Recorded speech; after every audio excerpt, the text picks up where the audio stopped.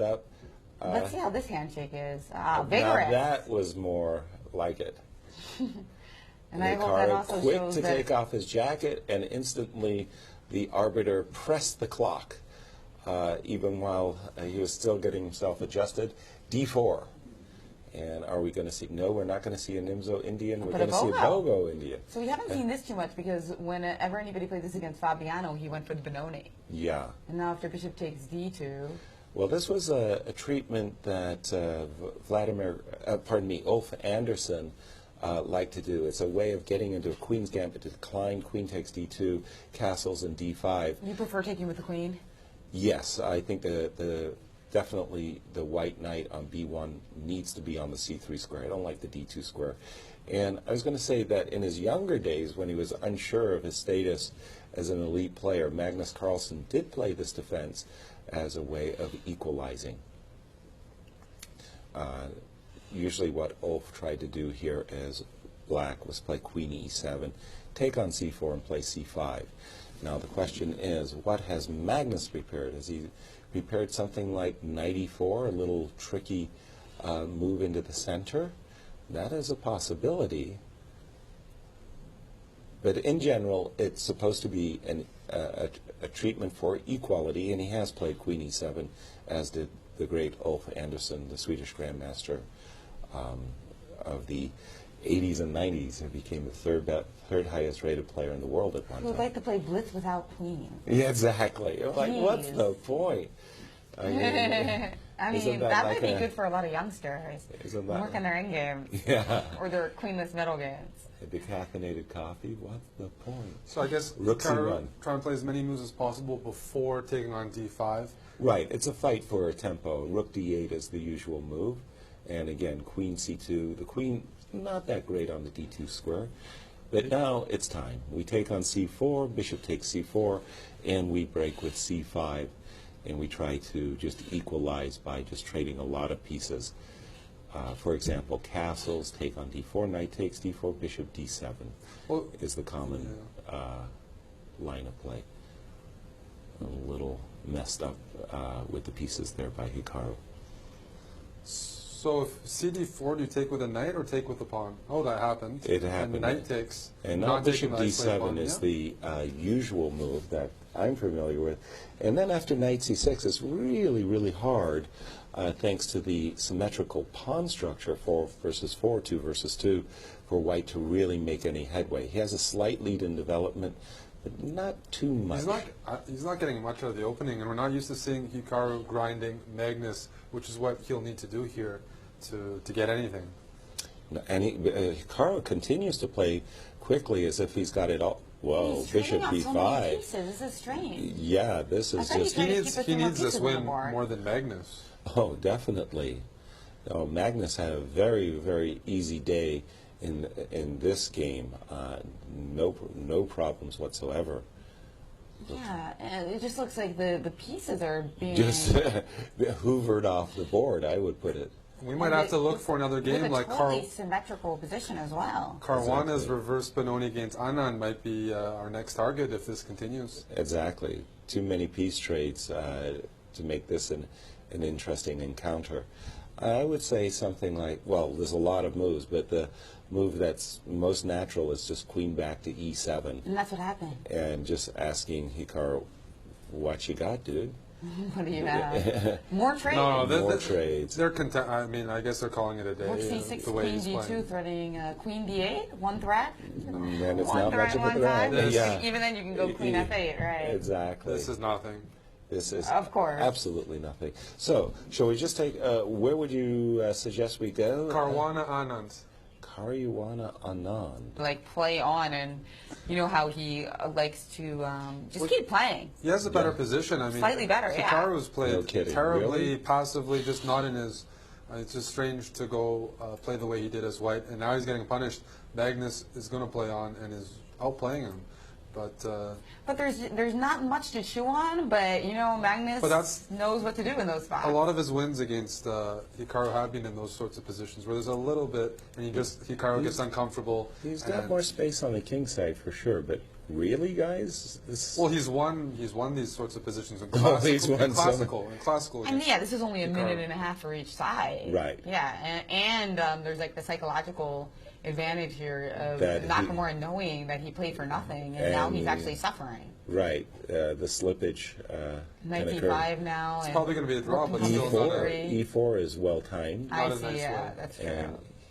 And now with rook takes E4,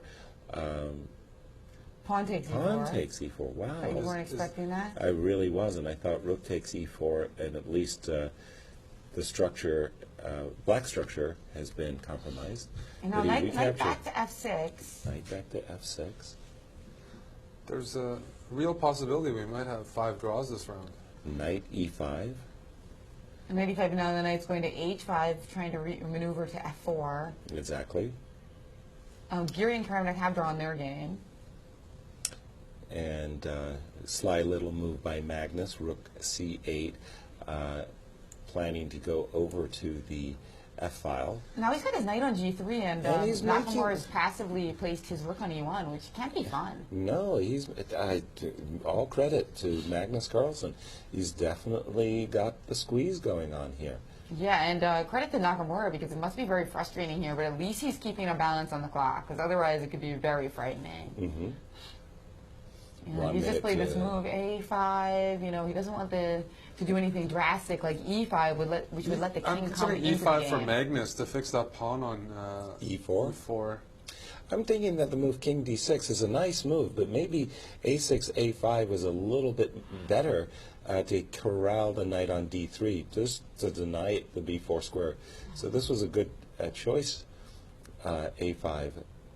Now after rook c1, we see rook King c1 back. taking advantage of the fact that if knight e4, you can play knight f2 check. Right. And Knight now c5. probing from the other side, King F6. Obviously, Magnus would love the opportunity to play King E5 and somehow get the king to D4. Maybe Wesley And he did So- play E5. And Wesley So is about to win against MVL, this rook endgame, bouncing back. As he's done, He's done it over Time and and over. time, It's yeah. crazy. It's crazy how he's been doing that. And now, again, Magnus would really I like to the stick a position knight on knight f4. I mean, these Yeah. endgames, the far advanced pawn, after knight f4, let's say knight f4, g-f4. Oh, this is rook bad. C1. Can you go into that endgame and just take with the e pawn? Rook takes c1. I'm thinking that there's a pawn breakthrough for black after knight F4. You can't afford to take. I'll take with the E5 pawn. I'll go knight F4, Right. E5, and then I'll get H4. G4, F3, and H3. And so you have to That's a play great knight line. E1, and that's ugly. And I know he's taken on f4. Oh my Is it fine? gosh. Is the king close enough after pawn takes f4, king d2? Your idea of g4, I think it just wins. I can't g4, believe. f3, and h3. And Wesley did win his hand, just a comeback kid over and over. He doesn't even get Remarkable. phased. So king E5, king D3, G4. G4 on the and board. Resigns. Takes on g4, f3, king e3. Takes on. This is over. This is Takes over. on g2, king f2, h3. But What? G5. g5, He missed Hold king on. f4. What? He missed the win. yeah, king What? f4. What was that? King f4 was the move. E6. Whoa. He's going back to e5. Probably, maybe he's noticing now. Magnus seeing if should he can have still won the do g it. pawn, given up the g2 pawn, and played with his h pawn against Nakamura's Hold e pawn. on. What? Just a And draw. there they do. They make it's a draw. amazing. He missed How the did- win. He missed the win. He just gives up the g pawn, wins Nakamura's g pawn, and he has a pass pawn. So it's an elementary win. So at this position game lesson, Eric, take it away. Yeah, and we saw what happened in the game was a draw. In this position, Magnus played h3. Instead, he could have played king f4. Okay, the first point is, if you go into this position, this is just winning because black gives up this pawn, wins this pawn, and then goes for these. But instead, what he had to calculate was after e5, he can do king g4. If white takes this, you just win this. But after e6, I have king here, threatening king h2, queening with check, and I have an extra pawn. And after king here, there's king g3. And despite white queening, black is in time with a checkmate. So something easy to miss in Blitz, but still something Magnus is also very capable of seeing. The tournament leader here, Magnus Carlsen. It's been a long day, Magnus. You missed an opportunity here in this last game with a possibility of king f4. Well, how are you feeling? You're still a point ahead of the field after the day's up. Yeah, of course I'm a little bit disappointed with the last game. Well, he wasn't really doing anything in the game, and of course it was about equal, but I was sort of taking over, and I felt like I managed to achieve a few things, and then, yeah, I just missed the detail at the end, which is unfortunate, but yeah, I'm still leading even after a less than perfect day. A point lead is a nice little padding. Do you feel is this going to be enough for you to be able to milk it for tomorrow? I'll have to play a bit better. So I thought my play today was a little bit better at the end. I mean, it was frankly quite abysmal at the start. So it's going in the right direction. But no, it's nice still to have a lead after such a topsy-turvy day, but I need to do better tomorrow. What's the secret? More Avalon? No, probably not. I don't know. They've been playing Avalon here. Magnus says in this game you could be good guy, bad guy. He's always the good guy. Well, certainly we appreciate him and his great play. Magnus Calrsen leading the Grand Chess Tour after day 3. Thank you, Maurice. And Magnus still keeping his score intact, his lead intact, I wanted to say.